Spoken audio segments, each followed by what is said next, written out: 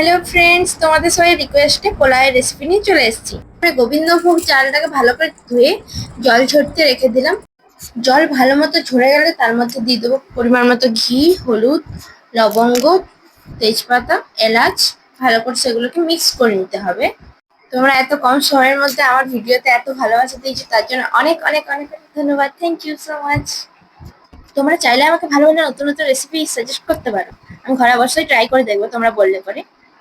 আমার ভালো লাগে এরকম নতুন নতুন জিনিস, মানে ওই একই টাইপের জিনিস করতে আমার ভালো লাগে না। একবার ওইটা করে দিলাম ব্যাস, তারপর মানে ইউনিক ইউনিক রেস্টুরেন্ট স্টাইলে সবকিছু ওইসব করতে আমার খুব ভালো লাগে।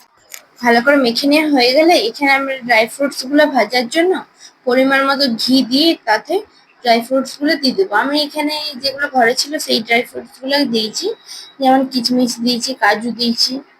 দেখো কিচমিচটা আমার হাতে চিটকে গিয়েছিল, সেজন্য মা বললো যে বাটি থেকে ঢালতে। এবার এখানে আমি নেড়ে নিলাম এগুলোকে ভালো করে।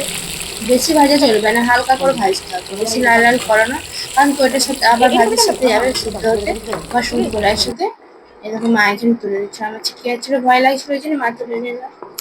এরপর তোমরা চাইলে আরো ঘি অ্যাড করতে পারো, আমাদের দরকার হয়নি, সেই জন্য আমরা ডাইরেক্ট ওই মেখে রাখা গোবিন্দভোগ চালটা দিয়ে দিয়েছিলাম। এরপরেই তোমরা দেখতে হবে আনাড়ির হাতে খুন্তি দিলে যা হয়, মানে যে এসবে কিছুই জানে না। বেশিরভাগ ভিডিওতে মা ওরকম করে, আর আমি দেখিয়ে দিই সাইড থেকে। আর আমি করলেই যত রকম অঘটন ঘটবে, তার থেকে না করাই ভালো।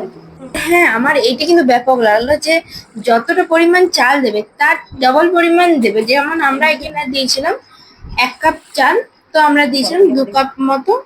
ওই যে কাপটা দেখলে ওইটাই 2 কাপ জল দিয়েছিলাম, দিয়ে সবকিছু মিশিয়ে এখানে এটা ঢাকা দিয়ে দিলে ব্যাস। আর কোনো এখন কাজ নেই, এবার ঢাকা দিবে, নিজের মতো হতে থাকবে। আর এই দেখো আমাদের পোলাও রেডি। আর এত সুন্দর গন্ধ আর এত সুন্দর ঝুরঝুরে হয়েছিল না, টেস্টও তেমন বেশি খাটুনি না, আর টেস্টও সেরকম দারুণ হয়েছিল। অবশ্যই একবার ট্রাই করো। এগুলো আমার ভালো ফলোয়ার্সদের জন্য, যারা সবসময় আমার মিষ্টি মিষ্টি কমেন্ট করে, লাইক করে পাশে থাকে। থ্যাংক ইউ তোমাদের। আর টেস্ট খুবই সুন্দর হয়েছিল, অবশ্যই একবার ট্রাই করো কিন্তু। আমার সেদিনই খেয়েছিলাম মাংসের সাথে। মাংসের সাথে হোক, যে কোনো একটা কারি টাইপের তরকারি করো, তার সাথেই ব্যাপক লাগবে। মাংস যে করতে হবে তার দরকার নেই, ডিমের কারি হলেও চলবে। টাটা, দেখা হচ্ছে পরের ভিডিওতে। ততক্ষণের জন্য সবাই খুব ভালো থেকো। লাইক কমেন্ট শেয়ার করতে ভুলো না।